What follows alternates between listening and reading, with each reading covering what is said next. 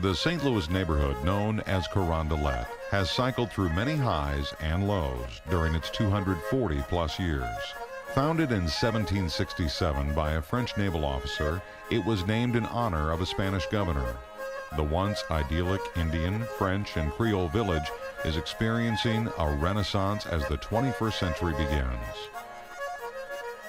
Nearing the end of the 17th century, explorers Louise Joliet and Pierre-Jacques Marquette traversed the area and discovered an ancient Indian mound city just south of the confluence of the Missouri and Mississippi rivers. 30 years later, a group of Jesuit priests established a mission at a stream south of the Indian site. The local trappers named it River de Pere, or River of the Catholic Fathers, in their honor. Shortly thereafter, the founder of St. Louis, Pierre Laclede, passed through on his way to the mounds. Another set of famous visitors that came very close by were explorers Meriwether Lewis and William Clark.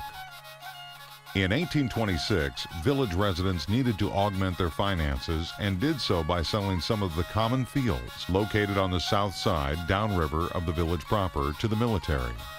This area, named in honor of President Thomas Jefferson, became Jefferson Barracks, or JB.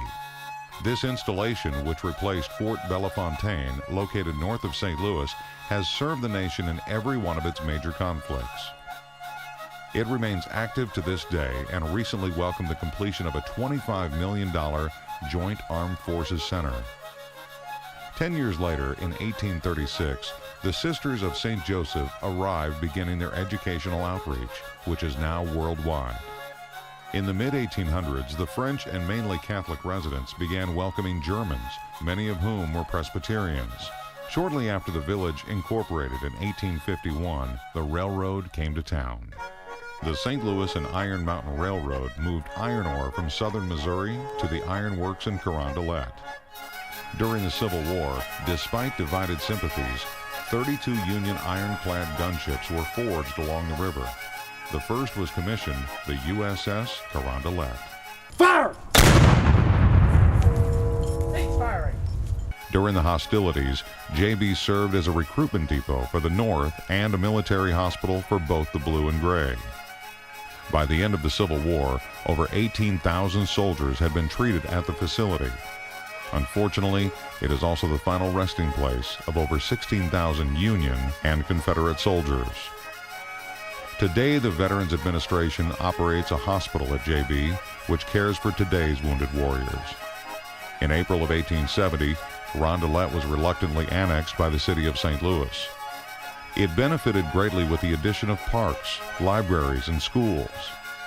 Other areas of the village took on many names over the years, such as Luxembourg, Ivory Woods, and Bismarck Heights. Today, we know these areas as Lemay and Melville. In 1873, Susan Blow founded the first public school kindergarten.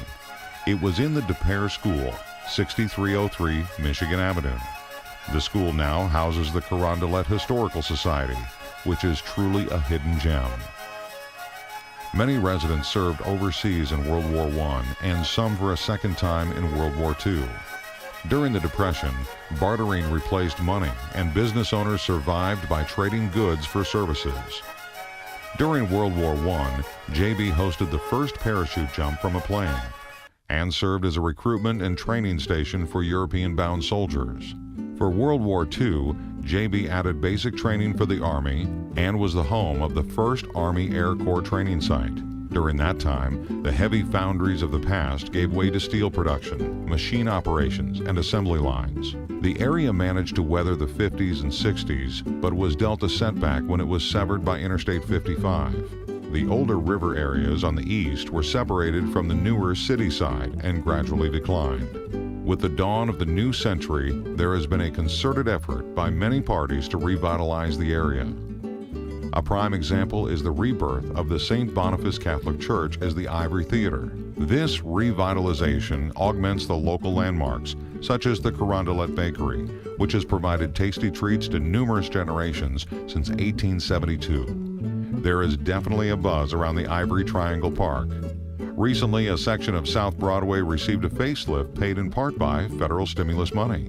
The Carondelet South Broadway streetscape provided for new sidewalks, lights, benches, fences, and trees. The southern anchor of this improvement is the South St. Louis Square Park. The park contains the recently renovated South Public Market, which has been serving the Patch for over 130 years, and the relocated 1855 home of Anton Schmidt, which was built of limestone. The aforementioned Patch was the Irish district of the earlier independent Carondelet. It was and is a mix of storefronts along Broadway, industry by the river, and a phenomenally diverse housing stock. Some of the new rehabs are simply a must-see for anyone contemplating city living. In the 70s and 80s, South Broadway was known for its secondhand stores. Old favorites still remain, such as The Goodie Shop, and new ones like Lee and Noel's Antique Adventure, add a new vitality. Along with these developments, gambling has returned to Carondelet. It has returned because in the 1800s, the area was nicknamed Vidi Poche, or Empty Pockets. Residents at that time were very good at sending their city neighbors home without their gambling money. The River City Casino, owned by Pinnacle Entertainment, opened in 2010. More importantly, families are returning along with new businesses. Speaking of business, the voice for business in Carondelet remains the South Broadway Merchants Association. They co-sponsor a Bastille Day festival and car show. The Sisters of St. Joseph remain very active, especially with the Carondelet Community Betterment Federation, which sponsors concerts in the parks and a farmer's market. All are enjoyed by the residents and visitors. Another fabulous addition has been the recent completion of the Carondelet Park Recreation Facility, which is owned by the City of St. Louis and operated by the YMCA. Another plus for the area came from the regional voters, who had the foresight to approve a tax for parks and recreation in 2000. The Great River Greenway District is assembling the River Ring, which is quickly becoming a must-see destination for the region. The Lower Mississippi River Greenway, which begins at the mouth of the Merrimack, passes through Cliff Cave Park, where modern tracks follow the path of the St. Louis and Iron Mountain Railroad, marches along the historic grounds of JB, and flows through a historic French village alongside the river. The past and present, joined together, rolling through Carondelet.